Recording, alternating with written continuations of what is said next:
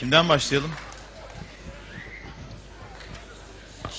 Ya şimdi yoğun istek var tabii, yani kusura bakma, İbrahim Tatlıses buraya kadar gelmiş, sözünü de yazdığı bir türküyü söylemezse biz, yani bu var ya, başımıza neler gelir yarın biliyor musunuz? Bize neler yazarlar biliyor musunuz?